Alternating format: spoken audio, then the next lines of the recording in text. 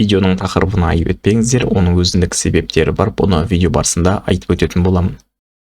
Ұзын заман мен ғасырлар бойы Еуразияға үстемдік еткен көшпенді түркінің дәуірі 18 ғасырдан бастап құлдырауға ұшырап тереңге құлдилады.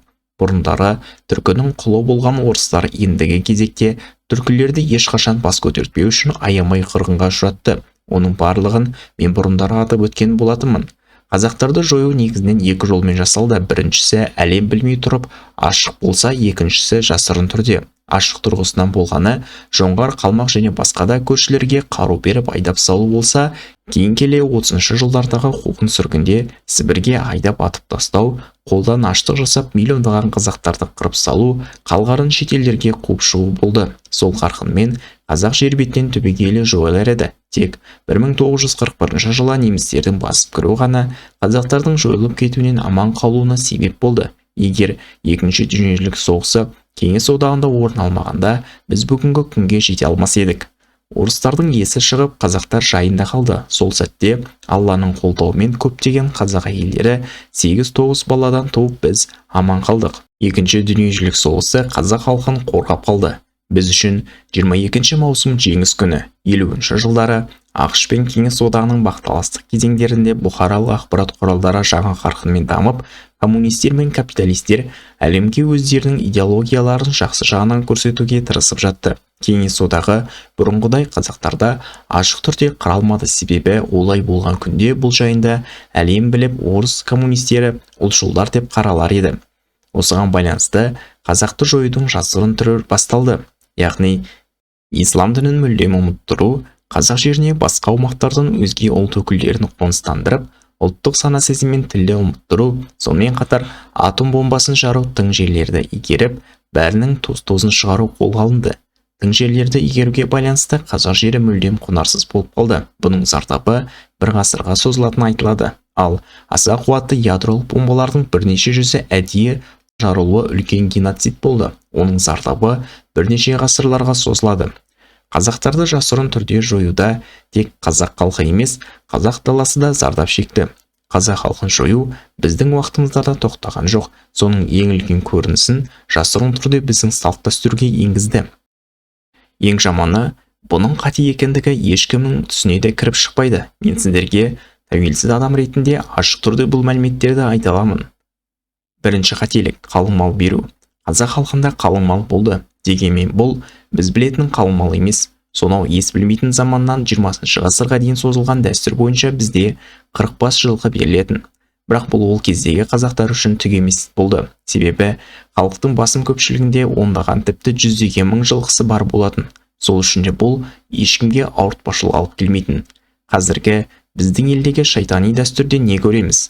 Әр жыл сайын қымбаттатқан үстіне қымбаттата береді. Мысалы, 2003 жылы 40 мың болған қалың мал 2011 жылы 100 мың болды. Қазіргі уақытта ең азы 1 миллион, әйтпесе 2 миллионға дейін жетті. Бұл тек қалың мал. Одан бөлек беташар, той, өлтірісі, құдалық күту, сырға тағу, алтын беру секілді әр өңірлерде толып жатқан, көпшілігі ата-бабамызда болмаған, адамдар ойлап тапқан дәстүрлер. Барлығын қоса есептегенде 10-15 миллионға дейін барады. Әрине, халықтың көпшілігі бұған шамасы жете бермейді. Сондықтан олар кредит алады. Сосын оны 10 жылдан астам уақыт бойы 2 есе қылып қайтарады.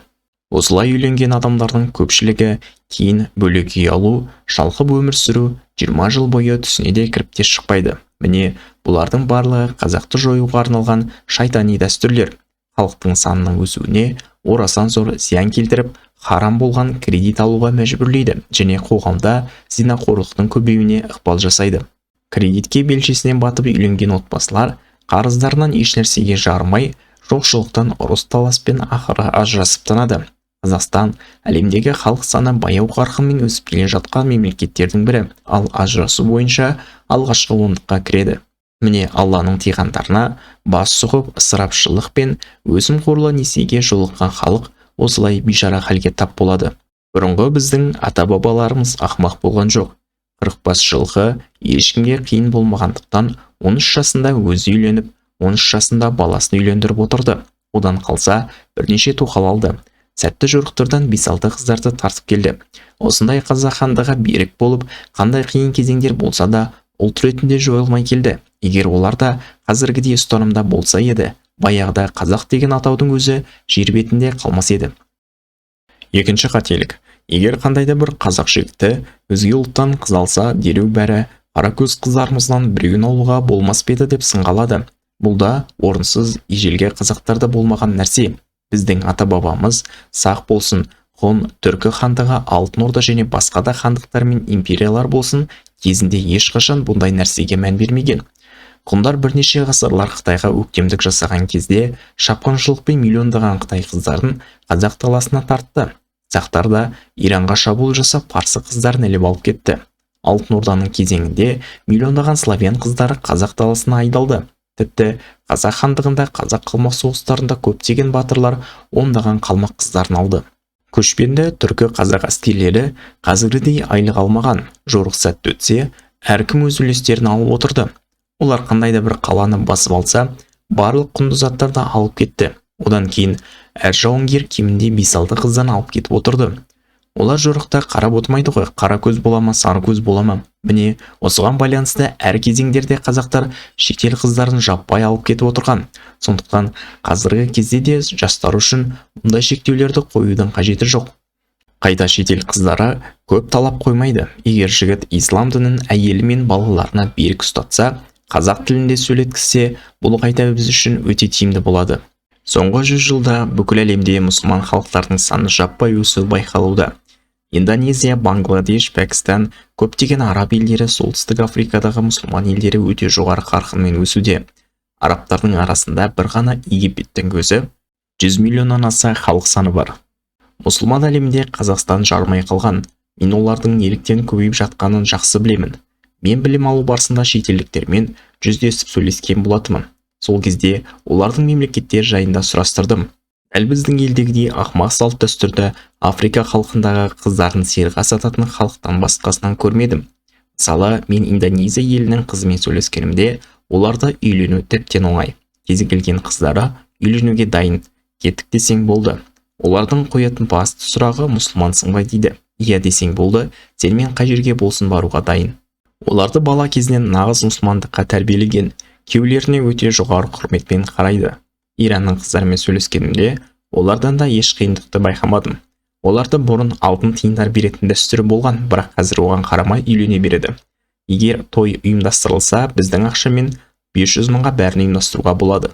Араб елдерінен де көптеген адамдармен сөйлестім. Олардың да қыздары барсаң болды, қуана-қуана үйленуге келсе кетеді. Бастысы, түр-әлпетің, мінезің түзу болса болды. Тек Біріккен Араб Әмірлігі мен Сауд Арабия қыздарын шетелдіктерге оңай бере салмайды. Басқасынан шектеулерді байқамадым. Сондай-ақ олар қайда жұмыс істейсің, қанша табасын деп те сұрамайды, барға қанағат етеді. Қайта сен олардан күйеуіңнің айлығы қанша болуы керек десең, маңызды емес, асырай алса болды ғой деп жауап береді. Одан бөлек, Бразилия, Мексика, Аргентина, Финляндия, ақш елдерінің қыздарымен де сөйлестім. Оларды тіптен ештеңке сұрамайды. Батыс елдерінің санасына қалмал беру деген түсініктің есі де шықпайды. Көріп отырғандарымыздай, әлемнің басым көпшілігі біз секілді емес. Сол үшін де олар жыл сайын миллиондап көбеюде. Бізде 1989 жылы 16 миллионнан астам адам болса, 2022 жылы 19,5 миллион болды. Бұл біз үшін катастрофа екенін осыдан аңғаруға болады. Бұның бәрі шайтани салт дәстүрмен тікелей байланысты. 2020 жылы карантин кезінде той-думанға шектеу қойылудың нәтижесінде үйленушілер саны артып, бір жыл ішінде халық саны үлкен қарқынмен өскені байқалды. Сондықтан біз бұндай керексіз қолдан жасалған салт дәстүрлерден арылып, өзге мұсылман елдерінен үлгі алуымыз қажет. Пайғамбарымыз Мұхаммед, оған Алланың сәлемі болсын, өзінің хадистерінде әлемде сұмдық қамтөгіс болатындығын ескертті. Олардың бір бөлігі таяу болашақта болады. Олардың қатарына мұсылмандардың еврейлермен соғысы, мұсылмандардың римдіктермен, яғни қазіргі батыс елдермен соғысы, дәджалдың бүлігі және Яджуж және Маджуж шығып, жер бетінің астан кестеген шығаруы жатады. Бұл қатерлі соғыстар барша мұсылмандарға тікелей қатысты. Мұсылмандардың римдіктермен соғысы адамзат тарихында бұрын соңды болмаған соғыс болады. Бір әулетте 100 адам болса, соның 99 өліп, біреу ғана тірі қалады делінген. Бұл соғыс мұсылмандар үшін ауыр шығынға алып келеді. Тура соның артынан аз ғана уақыттан соң Дәджал шығады. Дәджалды адамзат тарихында бұрын соңды болмаған бүлік шығарады деп айтылған. Біз тарихтан білетін ең үлкен бүлікті Таң империясында түркілік Анлушан шығарған болатын. Оның бүлігінен 36 миллион адам өлді, ал Даджалдың бүлігі бұдан да асып түседі. Алай Даджал өлсе, артынша Яджуж және Маджуж халықтары жер бетіне қаптап шығады. Олар да жолындағының бәрін шайпап, Алла оларға ауру таратып шоймайынша адамдарды аямай қыра беретін болады. Міне осындай бірінің артынан бірі болатын ауыр кезеңдерде қазақтардың ақыретке жетпей жойылып кету қаупі өте жоғары. Достар, егер сіздер ютубтан айына 1 миллионға дейін табыс табуды қаласаңыздар, мен төменде қалдырған сілтемеге өтіп толық ақпарат біле аласыздар.